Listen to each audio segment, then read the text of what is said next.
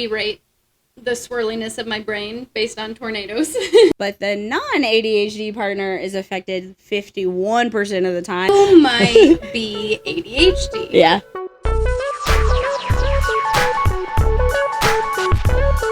All right, what's up, everybody? Welcome to the Queer Connections podcast.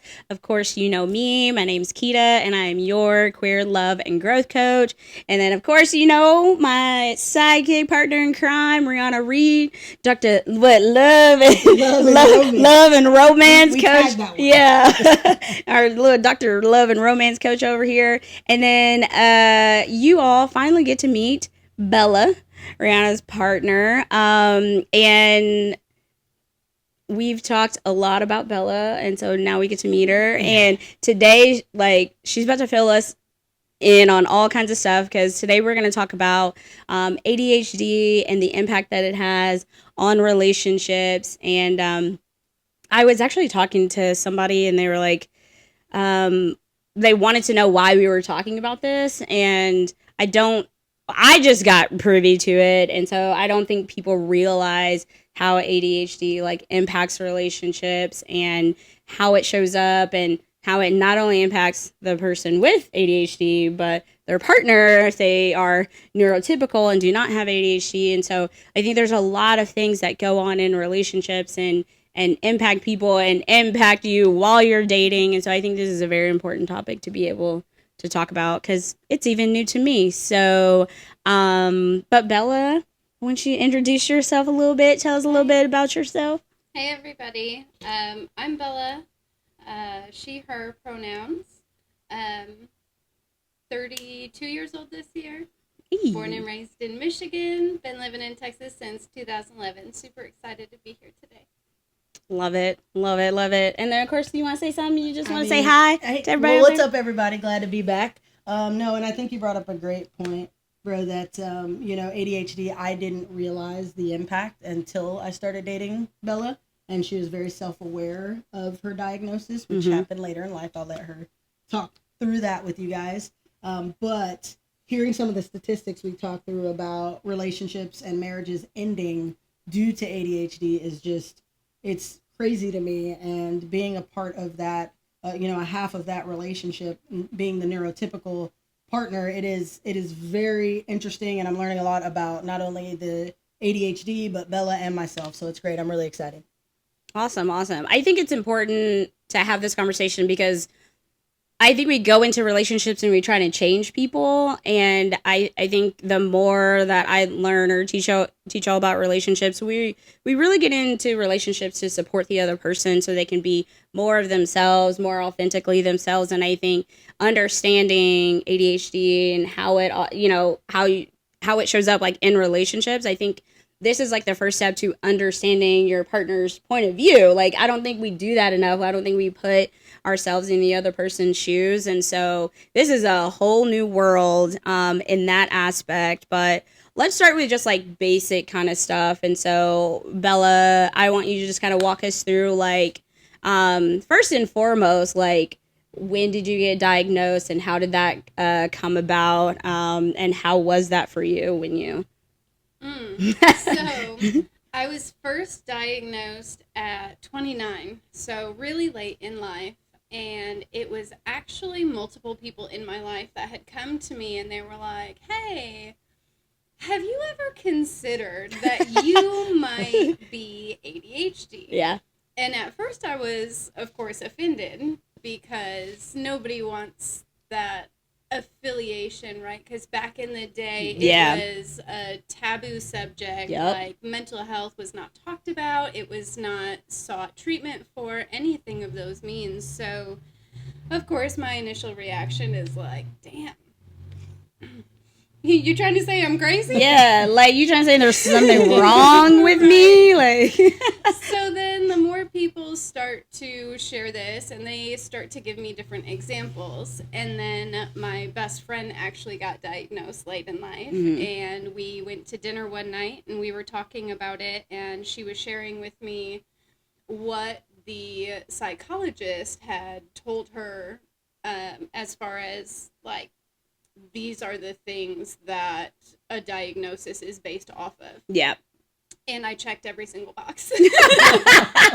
Surprise, surprise. So, her and I had a pretty lengthy conversation about it that night, and I decided to set up an appointment just to see, right? But from what I had known about ADHD growing up, or ADD, I didn't think that I had it, right? Yeah. Because the studies were done on white male children. Yep. So they present symptoms very differently than women do. Mm-hmm. And at the appointment, it was an immediate, within 10 minutes of talking to the doctor, she's Wow. like, so you really didn't have any idea? And I was like, no, like, I was a great student. I graduated with honors. Like, I have multiple college degrees. Like, I'm a successful person, right? Like, then she told me those were all coping mechanisms. And you're like, so maybe I do?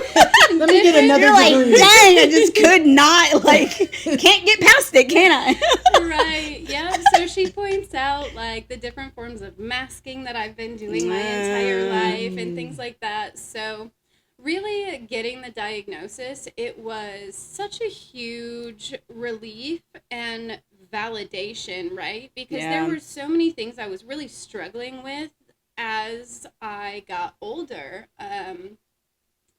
I was in management, and at first I loved it, and I was always great at my job, but it was wearing me down and burning me out so quickly. Yep. And everything just came together, and I realized, like, oh, I'm not lazy, right? Like, I'm not unmotivated. I'm not crazy. Like, there's a legitimate reason that I can't do certain things. Yeah. Or I throw myself into work because I have all that guilt behind not doing enough, not being enough, not performing the same way as a neurotypical would. Yeah.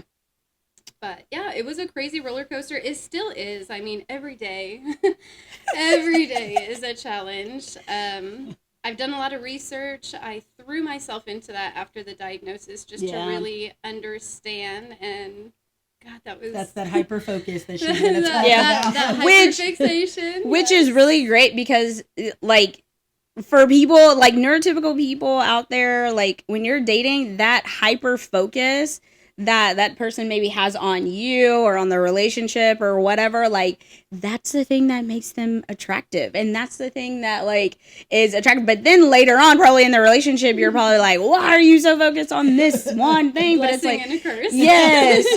So this is why I think it's so important to have these conversations, because I think there's a lot of, like, symptoms or the things that, like, you know, neurodivergent people have, that they come off really attractive, and we don't remember those things when we are in relationships, because now they're still showing up. They're just showing up differently. And you have to now navigate that. And you're like, what happened to you being hyper-focused on me? You know what I mean? Well, and let things me like say, that. that's a hard thing that you have to watch out for when you are dating, either being the neurodivergent or the neurotypical, right? Because, like, my last relationship, my marriage, he was ADHD, and I was his hyperfixation. Wow. Once that hyperfixation period ended, we were already married, but everything changed. He was a totally different person, barely talked to me, barely looked at me. So that is something I would caution everybody, like, do your research, get to know the other person, but also be aware. Make sure that you're not in a hyperfixated state, because I don't think anybody's goal is to ever set out to hurt another person. Yeah. But if it's too late, if you're already married, and you realize that you were your partner's hyperfixation and it ended, that can destroy a person. Yeah. So, well, we will definitely talk about, again, the impact that it has on relationships and your previous relationship versus, like, how you operate now with Rhi. And so let's talk about just, like, your basic struggles. Like, I know, I think people understand the struggles of ADHD, but I also think there's only a surface level of, like, attention, right? I think Right. that's like the only level, but there are other struggles that you have that people may not be present to. So if you don't mind sharing those with Yeah. us, that'd be good. I think the easiest way to explain this goes back to the spoon theory. It's a pretty wide known theory amongst the neurodivergent community. Essentially, it's when a neurodivergent wakes up in the morning, we only have a certain number of spoons to use throughout our day to complete tasks and other things that have to get done. And that's from just like brain chemistry stuff, like you don't have enough dopamine or Right. the epinephrine. Yeah, Sorry, I don't know how to say that word. norepinephrine. I'd be like norepinephrine. So we lack certain neurotransmitters that y'all don't. So for Ree, she can wake up in the morning, brush her teeth, take a shower. Like by the time I wake up, she's done an entire day's worth of everything, and I'm just like, but Yeah. because I wake up and to go and brush my teeth, that is 1 spoon. To take a shower, that's another spoon. Yeah. To feed myself, clothe myself, make coffee, all the little things that come so easy for a neurotypical, that costs us a spoon. So some days I wake up and I might have 20 spoons and I'm like, this is a great day. Yeah. I'm able to get so much done. It's a great brain day. That's what I call them. Other days I wake up and I have maybe 3 spoons. And then I have to sit there and decide what's the most important, right? So then the biggest struggle is the guilt. I want so badly to get up and clean my room and do my laundry and, set myself up for success for the week. And as much as I want to do that, I do not possess the executive functioning capabilities to get those things done. Yeah. So the guilt, the resentment, everything kicks in when you're dating someone neurotypical who's like super routine. They wake up and they clean their room and they make the bed and they do all these things. No caffeine. No caffeine. It's I don't know how you do that with no caffeine, bro. Like, I think a little neurodivergence in me, but like, bro, I need my caffeine. So Same. But yeah, that makes it worse too, because I want to get up and I want to help her do these household tasks, right? Like, I live here, we share this space, it's not her responsibility, but I do not have it in me to be able to do that. yeah. So then that leads to more self-resentment and, a lot of things that come with just wanting to be better and not able to make it happen. Yeah. And also, and you can speak to this more, Bella, is you're borrowing against spoons. That you gotta Right. that's a part of that spoon theory, and we go through that a lot of times during the week when we have a lot of things planned or a lot of things to do, like in current space, rearranging the house. Why don't you explain, borrowing against tomorrow's spoons as well? Yeah, I don't know how many other neurodivergents do this. I haven't really seen a lot of other content on it, but something that we've compromised on when we have a lot of events planned or a lot of things that we have to get done because we're hosting or whatever the case is, I may not have enough spoons after working for the day and operating a business and doing all the things. So she'll let me know when it's dire, like, listen, I need you to rally. And I'm like, okay, great. I've actually heard you say that, so now I know. Right, You need yeah. to rally, like, let's go. So I can rally, sure, but that's when I look at Rhea and I'm like, okay, babe, just know I'm rallying to do this today, but I have to borrow against tomorrow's spoon. So don't count on me to be able to do anything tomorrow. Like, don't ask me to cook. Don't ask me to clean. Don't ask me to feed the dogs. Like, know that you are taking over everything for tomorrow because I'm going to be in the negative as it is. That I feel like that's so self-aware, and again, this is why we're doing this, because I think that happens in relationships, but then people just chalk it up to, well, I'm tired, or or because, well, I went out with you last night, so like I'm done for the day, and it can come off. But if you sit there and explain like, I will rally for you, but just know tomorrow this is what you're gonna get. You know, I feel like that just opens up the conversation in the space for so much communication that we're not doing right now. And I feel like if people know that and they understand it and they understand themselves, the conversation shifts, which means the neurotypical partner is not taking it personally. Because if someone comes to me like, well, I went with you last night, so I'm not doing nothing today, I'd be like, well, damn, you don't want to spend time with me, which has happened. So to those that been in a relationship with, my bad, I didn't know. But it has happened because you're like, dang, you don't want to like spend time with me and all that. But like, given the research that I have been doing, the biggest thing is like, you can't take it personally. But I think people do because they don't know that you are borrowing against, you know, spoons and like taking from what you may have tomorrow and all that, and having to really rearrange your energy because you do want to spend time with your partner. Your partner has said, hey, I need this thing. And you go, great. But then tomorrow I need you to just go away. I need a day to myself, or I need whatever. And so I feel like if people know that that communication is possible, if you're self-aware enough, then we probably have a lot less hurt feelings. Yeah, and I would say that's the number one key to a successful relationship with someone with ADHD is communication. And for the neurodivergent person, it is figuring out the best way to communicate with your partner, right? Yeah. So I'm autistic as well, so I'm very blunt and I'm very direct with things that I say. Yeah. And I don't think about it causing hurt feelings because I don't know I'm doing something wrong unless you tell me. Yeah. So I do the same thing for other people. Like, hey, you're doing this and it's like seriously irritating me. Yeah. But that's where I've had to learn to be like, hey, babe, I'm not upset.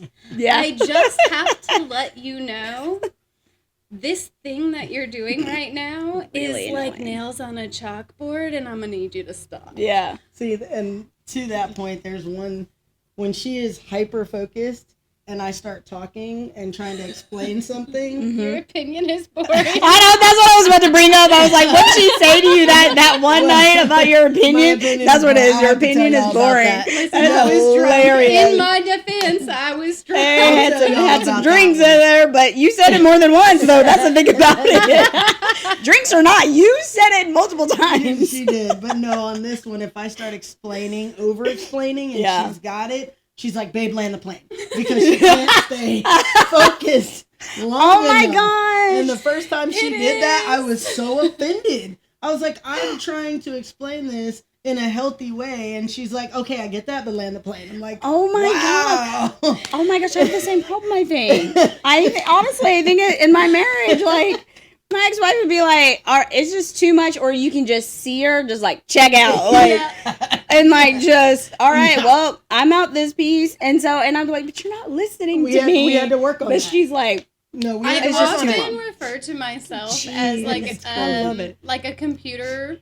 Oh, so like I don't have enough bandwidth. My CPU is buffering. Like buffering is a real one. There are so many tabs things. Are my favorite, the tabs. Oh yeah. At any given moment, I have 8 million tabs I've seen it in my brain. I've seen the tabs. 17 of them are playing music. I can't find which one is causing all the noise, but it's it's a good time.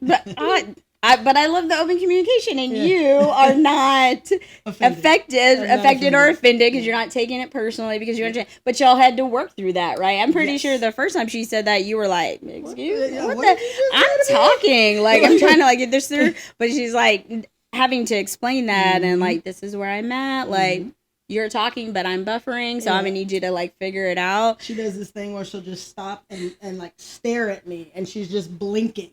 So I literally have to stop talking because she's buffering. That's what we call it. She'll just stop and just... And I have to stop whatever I'm saying because it's not processing or it hasn't processed enough to come out of her mouth of what she's thinking. Yeah. And I have to stop or the conversation's going to skew. Oh my gosh. Y'all, I'm telling you, this is good stuff. This is good stuff because I know there are relationships out there, or somebody somewhere is dating somebody like that, and you're like, I just don't feel like they're listening to me sometimes, and it's like they're probably not, probably processing. Also, you're probably a little long-winded, and you gotta do what they say is land the plane. I'm gonna take that one because land the I mean, plane. I'm a what little I old. do for a living, guys, I have to go low and slow on the phone when I'm talking to people, so I get in that work voice. It's not on purpose. So we do work on that, and she can say that now, and then I'll speed up the process. But it was not fun the first couple of times we went through that. I love that though. I love that. And it was probably the best way for you to explain that, right? Yeah. And like tell her instead of just being like, you're just too much. You talk too much. Because what I got was, you talk too much. You talk too much. And I'm like, but I'm just trying to get my point across and communicate. This is what we're supposed to be doing is communicating. Like, right? I'm not trying to invalidate your feelings. I'm just trying to let you know my attention span is at critical. So land the damn plane.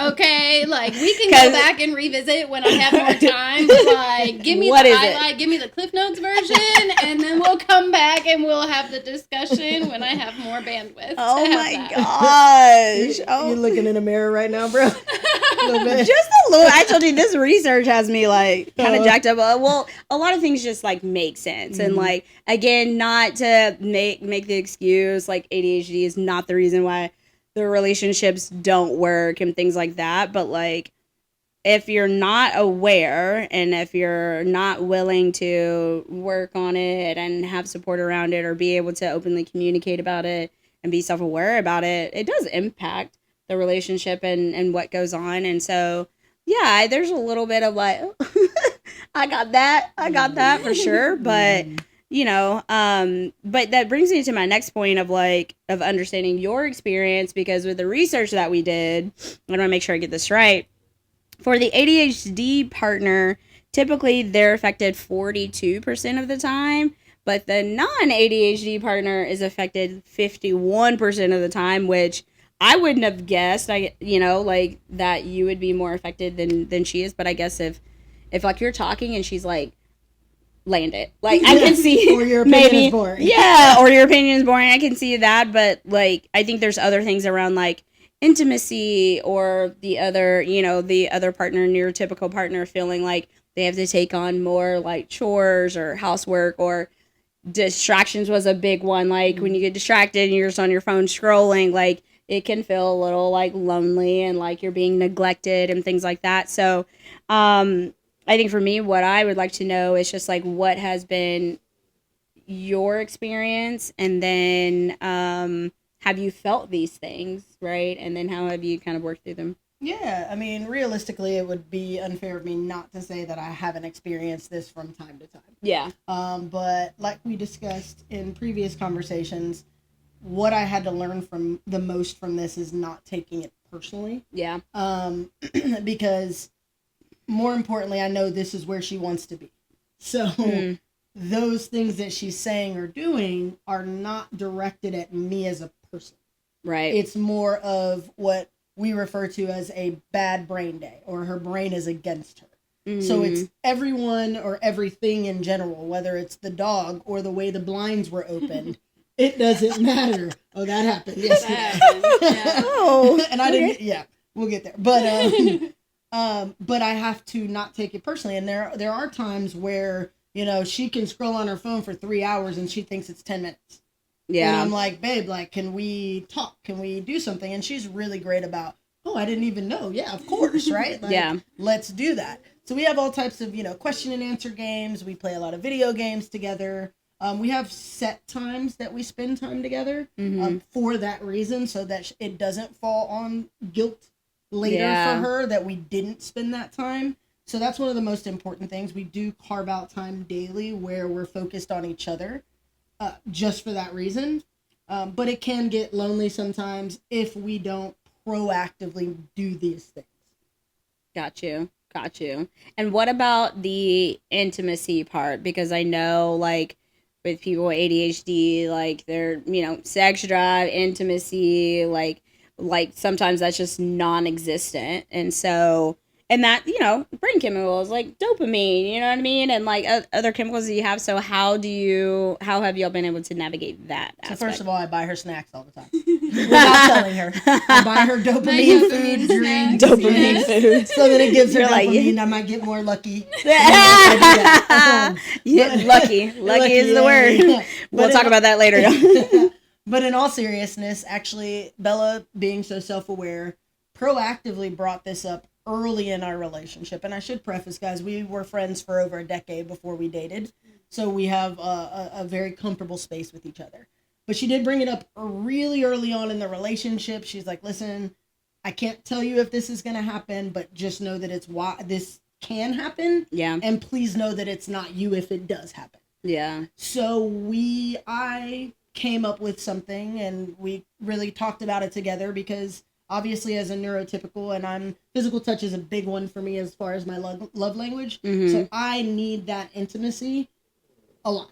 Yeah. And so something we came up with together is she's not always going to be able to pull spoons or rally for that intimate time. So in that event, we have the rule that she'll tell me she desires me or wants me, even if we can't take it to that level. Now, trust me, that's not always easy either, because then you just want to attack them. Yeah, you're like, thanks. Yes. It's like, thanks. You Thanks, desire me. Awesome. Like, why don't you just show me? Right? But that compromise, knowing that she is thinking about it and has me in mind in that intimate space, regardless if mentally she can fully be dedicated to that, helps a lot in our relationship. And sometimes, you know, even just telling me that, it kind of turns the corner and things end up swapping a bit, and it ends up happening. But we do have that space there just to protect that intimacy and not let it just be something that doesn't happen, you know, based on her bad brain days or me being busy or whatever else. Yeah. And how has that shifted for you from your previous relationship? Because I know that was not the case in your previous relationship, especially after he stopped being hyper fixated on you. So what's the difference in that?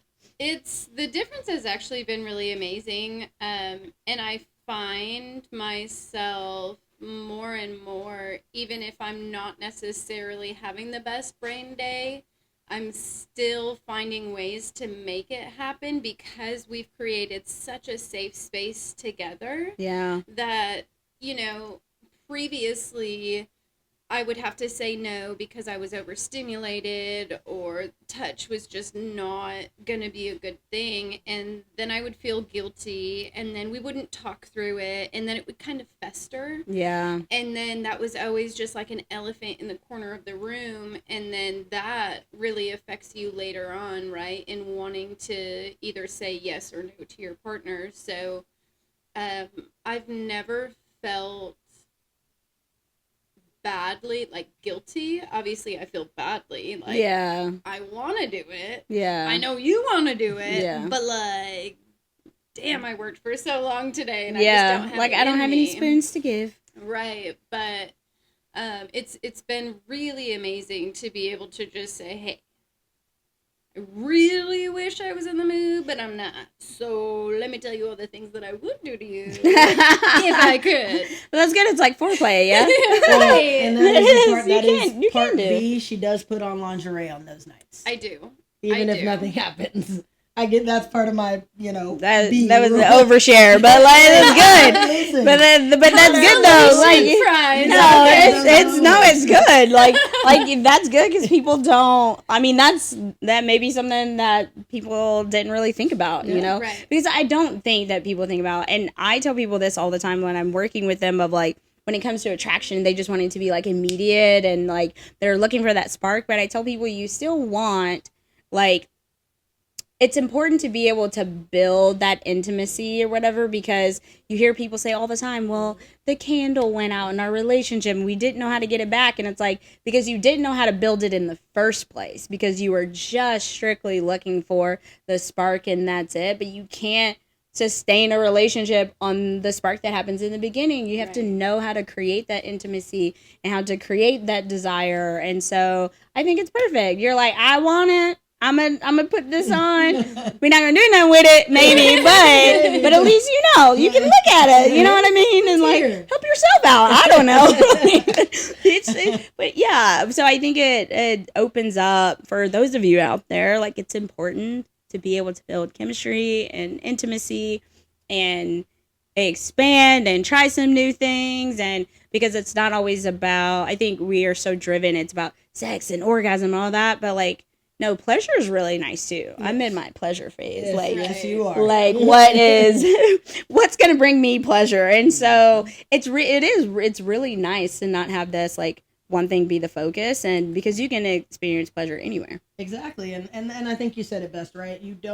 There's more than one way to have a relationship and intimacy. Yep. And it doesn't have to be what you're checking off a box or the way society views it, right?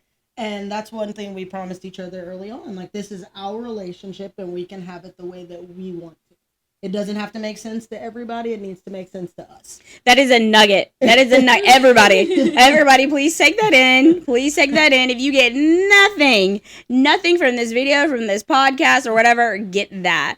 Because that is a crucial thing. We look outside for other people to tell us if our relationship is working or not.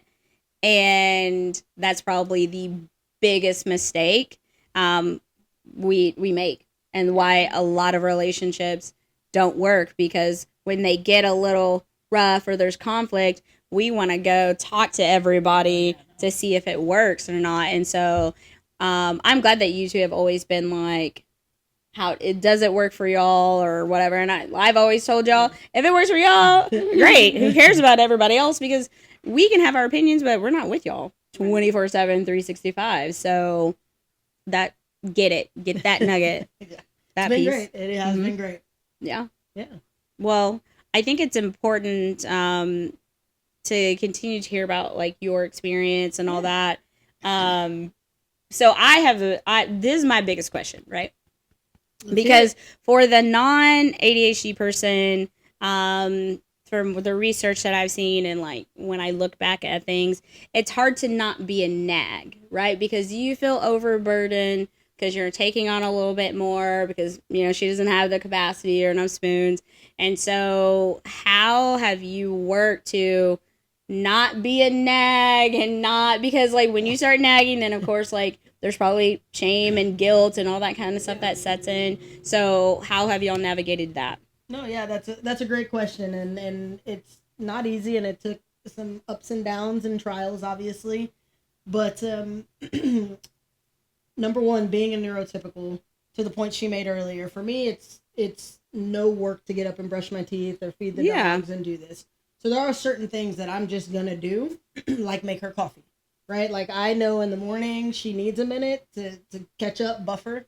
And so I'll make her coffee. But on the household chores, to your point, in some relationships, it can feel lopsided.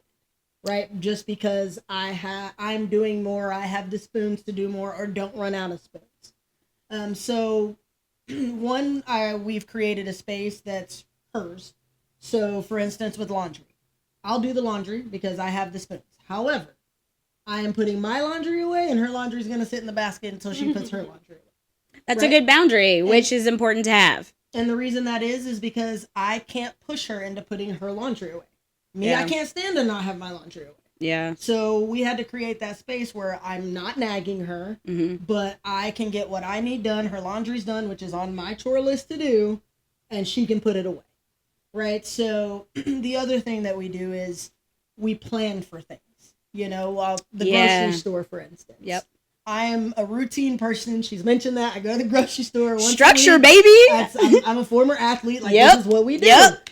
So for her, she may want to go randomly on a Wednesday at 2:00 because her brain's working great. But when we're supposed to go on Saturday, not happening. Too many people. Yeah. So we plan accordingly, and we actually go out of the way to discuss it a few days before the dire day that it needs to be done. Yeah. Right. So, for example, if we know we're cooking Sunday, so we need groceries on Saturday, we'll talk about it. Tuesday, we'll talk about it Thursday, like, hey, babe, are you ready to make the list? No, okay, are you ready to make the list? by Friday night, I'm like, okay, well, I know you didn't have the spoons all week, but you have to rally today to give me that list because tomorrow I'm going to the store. But she knows I've given her multiple days to try and process. I know that she's trying, and then we come together on that last day. So that really seems to help us navigate, just having that plan so she doesn't feel rushed and I don't feel ignored. Yeah. See, I feel like I would still be being a nag if it's like we're not going to go till Saturday, but it's like we talked about on a Monday and then like remind again maybe on Wednesday and then remind again maybe on Friday. So like I feel like I would still be being a nag. So fun thing about that is all in the wording, Mm-hmm. right? So it's all in how you say it. We've had multiple conversations about wording. So it's like, I can't come to her and say, babe, I need that grocery list. Then she's just going to get irritated. Mm-hmm. Or demand avoidance will kick in. Or demand avoidance Yeah. and not want to do it. So it's got to be like, hey, don't forget, we're going Saturday, or we're in the kitchen right now. Are you ready to take a look and do that list? No, I don't have the spoons. Okay, we're going to talk about it in a couple days, or if you think about it, let me know. Right? And it's kind of that where it's giving her that choice instead of saying, we need to do this right now. Yeah. Right? It's still giving her the ability to say, yeah, no, not right now. Yeah. And so, and we've talked about the nagging because I had your same fear. And she's like, it's not nagging because I forgot about it 2 days later. Yeah. Right? And that's the other thing. She's like, you're not nagging me because I completely forgot about it from Monday. Because I didn't even remember. Yeah. Or I don't remember your nagging. Or I forgot what day it was. Yeah. You know, so it's never that with her. And if it is that, she will say, babe, you reminded me of that. I got it. Okay, well, I'm not going to remind you again. So on the day before, if I bring it up, I need you not to be upset with me. We've been there before. Yeah. Where she's just like, I got it. Okay. Then fine. I'm not going to bring it up to you again, babe. However, the day before when it really needs to be done and I bring it up, I need you not to be upset with me. And, you know, there's been times we've gotten there and she got upset and I'll be like, remember? And she's like, yep, let me sit down with you. That is impeccable communication for sure. I don't even think neurotypical people communicate like that in that capacity. So how is that, Bella, for you? Like, how has that shifted again from your previous relationship? Because I know that like there's probably a lot of things that you did in your previous relationships that you are not doing now. Right, because of the level of communication and boundaries and all that y'all have set. So what are some of those things? So previously he was ADHD as well, Which diagnosed super young. Which I think would make an impact, right? Especially, you know, I thought so too. Yeah. But his philosophy was more, well, I've been unmedicated for most of my life. It's mind over matter. If I can do it, you can do it. So as I was really discovering after the diagnosis initially and doing all of the research, I would recognize behaviors or patterns from my past like, oh, holy crap, this is actually like a symptom of my ADHD and this is why I do this. So I was able to learn, I was able to have like coping mechanisms and things like that. So with Rhi, I'm able to tell her like, hey, today's an F5 day. We rate the swirliness of my brain based on tornadoes. So yeah, we have a lot of... That is amazing. Yeah, so I can wait. Y'all are freaking creative. That's all I gotta say. That is some creative stuff. So I think most people would be like, I just ain't got the brain capacity. But like F5, I'd be like, so why do you get out your way? Like, right. Yes. So there are different levels, right? So with someone who has ADHD, I might wake up and I have so many things going on that I don't have any capability to make decisions, to do anything. Yeah. So those are my F5 days. Yeah. And so when we first started dating, I told her, like, I have this system for how I rate my brain, like F1 to F5. Yeah. And, like, if I'm having a meltdown, I'm probably going to say F7 because that doesn't even exist. But, yeah, it's been super helpful. Just having a partner who is willing to listen and work with me, right? Like, my ex was very much, you know, mind over matter, you're using this as an excuse, or you're blaming your brain for something that you just didn't do. And so that was extremely frustrating, right? On top of that being makes sense, neurodivergent, I was working 14 hours a day, Yeah. owned my own business, built it from the ground up. Meanwhile, he's retired and playing video games for 14 hours a day. Oh, well, yeah, that would seem like, for someone that's just sitting there playing video games all day long, it would seem like you're just being lazy, but Right. So for sounds me to like come projection, home but and the kitchen's a mess, dishes from lunch and everything are everywhere, and the first thing I'm asked, like, what's for dinner? And I'm like, I would have been like, what about them dishes in the sink? I've been gone since 7 o'clock this morning. It's currently, 9 p.m. You Yeah. haven't eaten, and you expect me to walk in the door and do that. And key difference, I'll get home late, and already she's texting me, hey, is there anything you need when you get home? Like, I'll come grab your table out of your car. Yeah. I've got a shot poured waiting for you. Like, bathtub. Like, she runs me bad if she knows I've had a long day, a hard day, like if I've had a lot of deep tissue massages that day. Yeah. I'll come home, candles lit in the bathroom, all my favorite dopamine foods. Dr. Love, the romance over here. That's what that is. That is the level of support that any partner deserves, neurodivergent or neurotypical, right? Yeah, But absolutely. for her, like, she does those things knowing that little gesture makes the biggest difference in my ADHD brain. Yeah. Right? Monsters. Monsters, yeah. So I went caffeine free for a long time, and then I started drinking coffee again recently, and then we did a road trip to Michigan, Yep. and I was like, man, sugar-free Monster, let's go. Oh my, I drove to Maryland 18 hours straight on Monsters and sunflower seeds. Well, so Monsters will do it. For a lot of ADHDers, caffeine does not affect us. Yeah. Like, She can fall asleep when she drinks coffee. I can drink a cup It, like, of coffee evens you or a out. Monster, and then I can take the best nap of my life. I really love the flavor. The flavor gives me dopamine, and I explained that on the road trip. She's like, are you tired? Is that why you want a Monster? And I'm like, no, it's the flavor. So yesterday I wake up and I come out, we have some fridges upstairs in our loft, and I open it and it's just like 6 of my favorite sugar-free Monsters. Y'all, I let out the biggest squeal, and I swear the look on my face, it had to have been priceless, because that tiny little gesture meant the world, because she knew I was lacking dopamine, and I had a lot of things that I wanted to accomplish this weekend. Yeah. So it's having that support and having somebody that actually listens and cares enough to work with you and create new coping mechanisms or support the ones that you already have in place. Yeah. Like, I can come home and be like, listen, I love you, but, like, don't talk to me for like an hour. Yeah. Don't look at me, don't talk to me, don't ask me for anything. Like, I need a full detox. I had a very people-y day, and she's like, okay, great.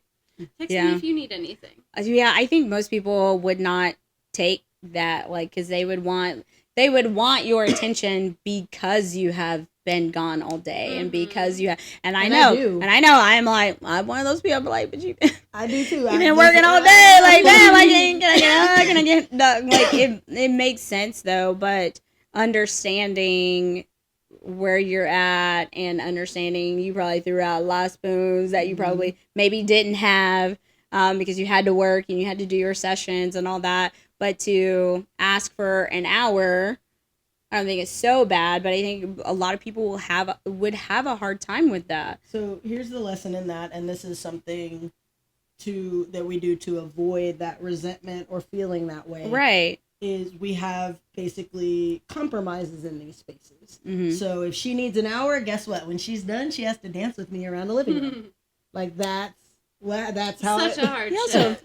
Some sappy, that's freaking precious. You know, I love me it. and dancing. Yeah, right? So yeah. That's something that I need. So I'm like, all right, babe, I'm gonna give you your hour. But she knows after that hour, we're gonna blast some music and we're gonna dance around the living room for like 15, 20 minutes because then she's home and we're paying attention to each other and she had her time to detox. then we can have time together. Yeah. Right. And that's, I think, one of the biggest lessons that we learn from each other is it's okay to ask for something back. Right. A lot of people think it's tit for tat, but it's not. Right. Like you need something and she needs something. Yeah. Right. So it's okay. Okay, baby, you need an hour. Well, when you're done, I need you to dance with me. Like I need you to, you know, or sit down and read. We'll read together a lot, or just, you know, whatever the case may be, for me to get that feeling and what I need. Because, you know, a lot of people view the neurodivergent and the neurotypical relationship, as you mentioned, that the neurotypical is doing more. It's not that, they just don't know how to ask. Right? I can ask her for anything that I need, even if it's based off something that she needs. Right? Yeah. If she needs that hour, that's great. I still need time with you when you're done, fully focused on me. We're not just going to pull into a routine and start watching TV and ignore each other. Because we didn't get that time when you got home that I was seeking. Yeah. Right? Like, so I think that's one of the biggest difference with her and I is, okay, well, you need that. Great. Well, I need this. Mm-hmm. And so we compromise in that way, which really helps. Well, but that process really ensures that we get that quality time together, because she understands if she tries to force that together time when I walk through the door, she's not going to get the best version of me. She's going to get the rundown, energetically drained, mentally, physically exhausted. So she recognizes, okay, she needs an hour to stretch, scroll, whatever. And then after that, her attention is going to be able to be fully on me and not split because she hasn't had that detox time yet. Yeah. So how do you, like if you were to come home and you're like, I need an hour, and she's like, great, after your hour, I need you to dance in the living room with me. How do you stay out of that, I guess, like what you called it, like tit for tat? Like, obviously, like she's not going to build the resentment on the hour thing, but how do you say the resentment of like maybe wanting more than an hour? Like maybe you discover after that hour that you need a little bit more, but she's already asked you after that, right? Like, I think it's just like, like how do you stay, I don't know. I guess would it be just like you're just committed, like you're committed to each other enough to like just be like, all right, I said an hour and I'm going to honor the hour and I'm going to give you that and be present and rally, so to speak. Most of the time, I don't even need the full hour, right? I always estimate high because that I learned a long time ago, then that reduces a lot of frustrations. Like if I overestimate, then everybody's happy when after 20, 30 minutes, I'm like, okay, let's do the thing. Yeah. Every once in a while, it does happen to where I'm not ready after that hour. Mm-hmm. And that's where we've created that safe space where I could be like, listen, I know that I said I was going to do this, but unfortunately, I'm still not in this space. Mm-hmm. But we don't hold those things against each other because we both truly believe that things will even out over time, right? Like, we both make compromises for the betterment of our relationship, not for her to be like, oh, I did this, so next time she has to do this, right? Yeah. Like, we don't really keep tallies like that. Like, we are a team. Some days she might need me to be that 90% because she's only got 10%. Yeah. Some days I might need her to be 98% because my 2% is like 1.5 maybe. Yeah. Right? But we love each other and we're a team and we've set up that foundation and that structure to be able to navigate those waters when they happen. Yeah. And we're also not afraid to pivot. So if I come back after an hour, because we usually put it on me, I'll go, hey babe, it's been an hour, like checking in, because she'll get lost in time. Or she'll set an alarm depending on, like if it's been a very stressful day, she'll usually set an alarm so she can bring herself down. Mm-hmm. Either way, whether she has the space to be able to do it, she will at least, if I'm not in the room, text me or like be like, hey babe, come up, and she makes it a point to talk to me in person. And it may be like, hey, I really don't have the capacity to dance, but can we play Battleship? Like, she'll shift it to good little something, pivot. like she'll pivot to something to make sure I'm okay with it. Yeah. She's like, if you really just want to dance, I'm gonna need a little more time. Yeah. But if not, like, you want to play Battleship, or we have these cards that we do, like, they're cards we run through just asking each other questions, or she's like, do you want to do cards, right? Like, whatever the pivot is at that hour, if she has it, she will, right? So I'm still getting that time that I need. It might not be the dancing, but then randomly at 2 a.m, she'll be like, dance with me, right? Like, it always comes and you're back. like, bet, let's go. Exactly. 2 a.m. Awesome. Exactly. Yeah. And I think this is really important for everybody else out there, because, like we talked about before, anybody else outside in would be like, you're just pleasing her and you're not getting enough, and you're like you're doing everything, and what are you actually getting out of the relationship? And I know we talked about that a little bit. So, like, how would you distinguish what you're doing in the relationship with Bella from people pleasing?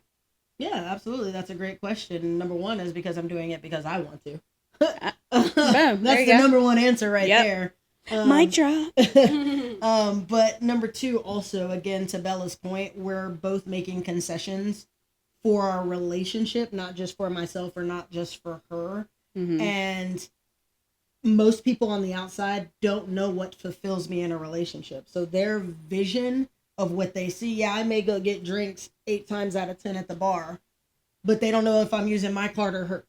Right? They don't know. Oh, yeah. Right? Like, people just see what they see. Yeah. And so I make sure I focus and decipher that this is for her and I, and she fulfills me in completely different ways than anybody else can see, number one, and completely different ways than what she needs, number two. Like, we're just two different people. So I don't need caffeine in the morning, so I don't need her to bring me coffee. Yeah. Right? Like, so we're just different in that.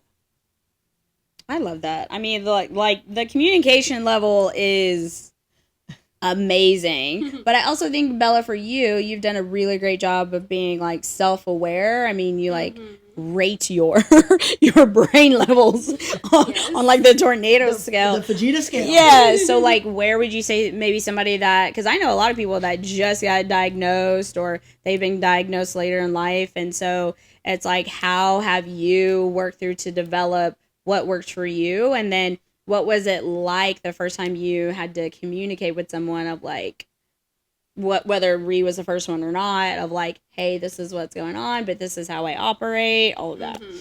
So the first time, it was like a crash and burn with my ex, right? Because saying what I needed and what I had recognized to be like a trigger for my ADHD, he was just like, yeah, okay, and I'm like, okay, and so, like, maybe we could work on it. Yeah. And it was just like shut down.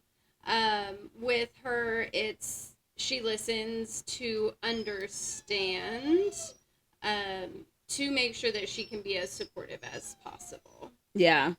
But after the diagnosis, doing a lot of research helped, and obviously with TikTok and Facebook and Instagram, all the reels and short videos, there's a plethora of information out there on ADHD, and even more so autism and ADHD, because that's a whole different set of symptoms. And it's just a little bit more, not to negate anybody's experience, right? Like,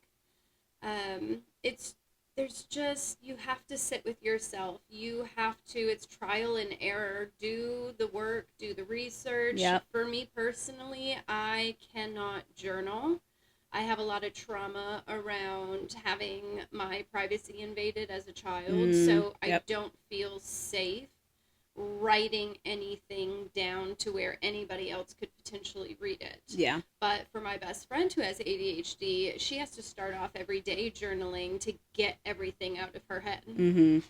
I listen to German, like, rap music, and it gets everything out of my head, right? We're gonna have to play I was about to say, I've never heard it. We must play it. We all have different coping mechanisms. Her hyperfocus, she taught herself German.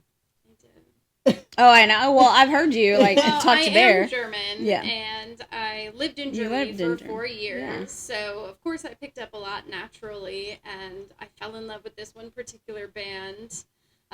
Their name is Crow, and they just, they're fabulous, and it speaks to my soul in such a great way, but it also empties out my brain when there's a lot in there, so once you find that one thing for you, you're golden. But you have to also give yourself grace. Like, something that really calms me down in 1 minute will absolutely trigger me the next. Like, that's part of living with ADHD, right? Because that sensory overload, that overstimulation that you just don't know when it's going to happen. I have a perfect example of that, actually. Yeah, I want to hear the example. 2 days ago. Okay. 3 days ago now. 3 days ago now. We were in Michigan, like she mentioned, and there was natural light coming in where we were staying at her parents' house. So we have blackout curtains in our room, and I'm up early. I get up with the sun, like I'm up super early. And I usually leave the shades drawn so she can sleep in. Like she said, she has her own business, doesn't have to be up early. So we decided, coming back from Michigan, that she was getting her day started off a little bit better if she had that natural light to wake her up. So we agreed that every morning now when I get up, I'll slightly open the blinds and open the curtains so she can naturally wake up. With the natural light. With the natural light. I can see where this is going. This worked for a couple of days, guys. 2 days, it was like, she woke up bright-eyed and bushy-tailed, 7:30 in the morning. No problem, only scrolled for 20 minutes. Y'all, let me tell you, this woman opens the curtains with such force on multiple occasions. She has had to have me hang up the curtain rods because she has torn them off the wall. Yeah. Not the ones in our room. The curtain. Not the ones in our room. Dang, Hercules. You just be like, ah! That's exactly. Hey, I'm sorry. That's got to be like a black parent thing, because I feel like they just come in forceful in your room, yank the covers off of you, throw it over the blind. But this is not what happened. Up with a Hold on, this is not what happened. So on this particular time, guys, she had to work early, which she never makes earlier appointments for this reason. And when I say early, it was like 10, by the way. Yes. You were waking me up at like 7:30. Yes, but you didn't have to be at work till 10. The appointment was at 10, but it was 45 minutes away with like traffic. I said. With traffic. She tells me we come up with a plan, because again, like I said, we plan to be able to help her start her days. So it was like, hey, normally at 7:30, I bring her coffee up, then I open the blinds. So that particular day, it was like, hey, you actually have to get out of bed a little earlier. How would you like me to handle this? So it was open the blinds at 7, go down, feed the dogs, do whatever, and then bring coffee up at 7:30 so I have time to get up with the natural light. Of course, that's what I did. But when I come back up at 7:30, she is so abruptly woken out of a sleep because the natural light did not work that morning. So she's like, she wakes up and looks at me dead in my face and goes, "Why are you yelling at me and opening the blinds so aggressively?" And I'm like, "Babe, but the blinds have been open for 30 minutes. Well, you just said Bella, and it was so aggressive." It was so startling. By the way, she was dreaming half sleep. I didn't do any of that, to be clear. So I could have easily taken that personally, but to that point, that is an example of where one thing that's working one day may not work the next day. So I just had to give her a moment to fully wake up, and then we had to talk about it an hour later. Everything was fine. Did you even know? Like, you said that? Oh, yeah. Because you were so, like, dream state, no? Yeah, no, because when I wake up like that, like, I really was, my heart was racing.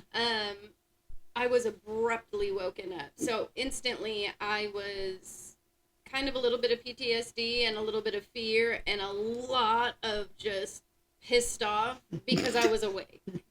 Right? Like, mornings so I got are to deal with not that. my friends. Yeah. So yeah, a combination of all of those things that immediately jolted me into, angry Bella. Yeah. Angry Bella's not... Like, she tells me my opinions. I don't yell at people opinion is and boring. like things like that. Angry Bella is more just like I'm kind of just quiet and seething. Like, I don't want to look at the sun. I don't want to hear the birds chirping. Dang. She wants to be in a bubble that's black, I swear. Yeah. Like, just no sound, no nothing. Yeah. Wow. But some people will, like, lash out. Like, that's part of being ADHD too. You just say cruel things or harsh things. Yeah. Granted, every once in a while, I didn't know this until recently, actually, but arguing or the act of raising your voice actually gives the neurodivergent person dopamine. You said and I recognized myself doing it for the first time the other day, and I didn't realize, 'cause she's like, "You're yelling," and I'm like, "No, I'm not yelling," and then I'm like, oh. But I gotta get me, checked. I didn't hear it as yelling until it was pointed out, because to my brain it was a source of dopamine, so I didn't really hear a volume. Yeah. I just because you were being fed like that dopamine that you didn't have. So right. like your body doesn't register like the volume. It's just like, give me more dopamine. This feels amazing. Yes. Yeah. Ooh, y'all better check yourselves, Yeah. because I'm over here like, I need to go get checked out because I used to be like, oh well, I just come from a family that's full of like women and strong women, and we just yell because we want to get heard and all that. There's another part of this argument too with like other things with like attachment style, and me can lean more anxious.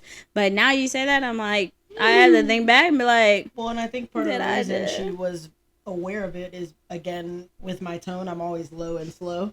Yeah. So if I said she's yelling, she's like, wait, well, maybe I am, right? Because I don't ever match volume with yelling like that. Yeah. So it wasn't like we were yelling at each other. So it was like, with no one, you're yelling, I'm yelling.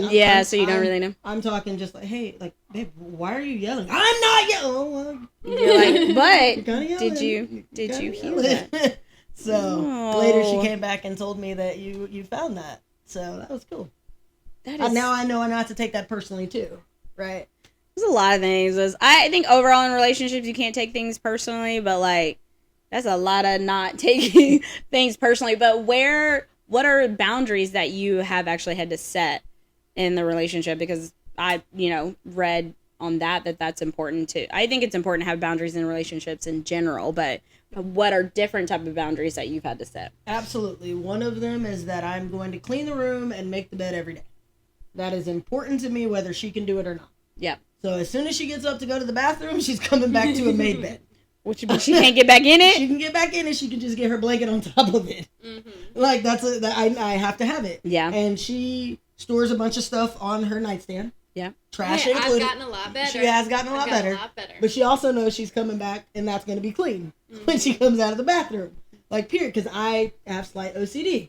So we are slightly opposite on that spectrum. Yep. So there are certain things I will leave her pile of organized chaos. My doom pile. Alone. Mm-hmm. That's her. But the rest of the room, I get to clean, vacuum, be okay for my mental space. Yeah. Like, that is a big one. Like, I have to. In addition, the kitchen. She will cook, I will clean. Yeah. Right? Like, again, I like to clean. I'm not really a fan of cooking. So we have that boundary, right? Like, babe, I'm hungry. Can you cook for me? And she's like, absolutely. Okay, so those are really great boundaries. So we've talked a lot about being in relationships with the ADHD person and all the issues and challenges. What is the biggest advantage of being in a relationship with someone with ADHD? I'm going to give you a silly and a serious. Okay. The serious being, we truly feel things so deeply. We love with our whole hearts.